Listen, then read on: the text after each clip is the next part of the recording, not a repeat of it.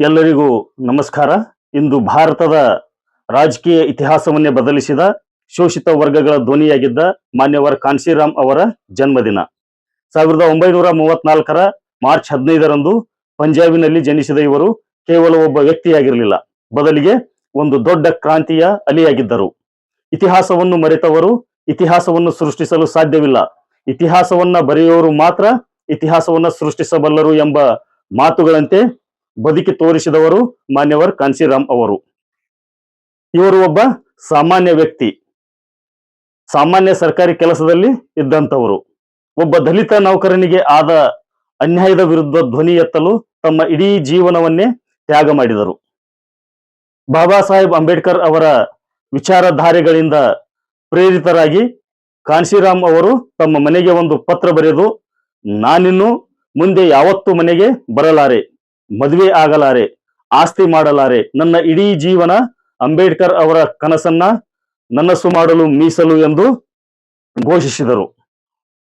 ಕಾನ್ಶಿರಾಮ್ ಅವರು ಕೇವಲ ಭಾಷಣಕಾರರಾಗಿರಲಿಲ್ಲ, ಅವರು ಅತ್ಯಂತ ಗಟ್ಟಿ ಸಂಘಟನಾ ಚತುರರಾಗಿದ್ದರು. ಬಾಂಬ್ಸೆಪ್ ಮೂಲಕ ಬುದ್ಧಿಜೀವಿಗಳನ್ನ, DS4 ಮೂಲಕ ಯುವಕರನ್ನ ಮತ್ತು BSPಯ ಮೂಲಕ ಇಡೀ ಬಹುಜನ ಸಮಾಜವನ್ನ ಒಂದೇ ವೇದಿಕೆಗೆ ತಂದರು. ಅವರು ಯಾವಾಗಲೂ ನಮ್ಮ ಸಮಾಜಕ್ಕೆ ಮೊದಲು ಸಂಘಟನೆ ಬೇಕು, ಆಮೇಲೆ ಹೋರಾಟ, ಆಮೇಲೆ ಅಧಿಕಾರ ಎಂದು ಹೇಳುತ್ತಿದ್ದರು. ಯಾರ ಹತ್ತಿರ ಅಧಿಕಾರವಿರುತ್ತದೆಯೋ ಅವರು ಮಾತ್ರ ಸಮಾಜದಲ್ಲಿ ಗೌರವದಿಂದ ಬದುಕಬಲ್ಲರು. ನಾವು ಇನ್ನು ಮುಂದೆ ಬೇಡುವವರಾಗಬಾರದು, ನಾವು ನೀಡುವವರಾಗಬೇಕು, ಅಂದರೆ ಬಹುಜನರು ಆಳುವ ವರ್ಗವಾಗಬೇಕು ಎಂಬ ಕಾನ್ಶಿರಾಮ್ ಅವರ ಮಾತನ್ನ ನಾವು ಯಾವಾಗಲೂ ನೆನಪಿನಲ್ಲಿಟ್ಕೊಳ್ಬೇಕು.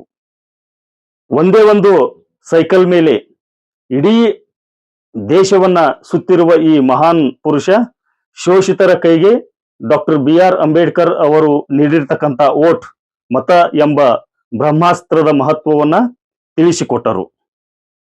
ಅಧಿಕಾರ ಬಹುಜನರ ಜನ್ಮಸಿದ್ಧ ಹಕ್ಕು ಎನ್ನುತ್ತಾ ಜನರನ್ನ ಸಂಘಟಿಸಿ ದಲಿತರು ಮತ್ತು ಹಿಂದುಳಿದ ವರ್ಗದವರು ಆಡಳಿತದ ಚುಕ್ಕಾಣಿ ಹಿಡಿಯುವಂತೆ ಮಾಡಿದ ಕೀರ್ತಿ ದಾದಾ ಸಾಹೇಬ್ ಕಾನ್ಶಿರಾಮ್ ಅವರಿಗೆ ಸಲ್ಲುತ್ತದೆ. ತಮ್ಮ ಇಡೀ ಜೀವನದುದ್ದಕ್ಕೂ ಬಹುಜನ ಹಿತಾಯ ಬಹುಜನ ಸುಖಾಯ ಎಂಬ ತತ್ವದಡಿ ಬದುಕಿದ ಈ ಮಹಾನ್ ಚೇತನಕ್ಕೆ ನನ್ನದೊಂದು ಸಲಾಂ. ಸಾಮಾಜಿಕ ನ್ಯಾಯದ ಹಾದಿಯಲ್ಲಿ ಅವರು ಹಾಕಿಕೊಟ್ಟಂತಹ ಹೆಜ್ಜೆ ಗುರುತುಗಳು ಇಂದಿಗೂ ನಮಗೆ ದಾರಿದೀಪ.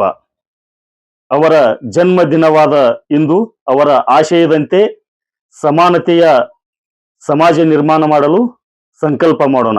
ಜೈ ಭೀಮ್, ಜೈ ಕಾನ್ಶಿರಾಮ್.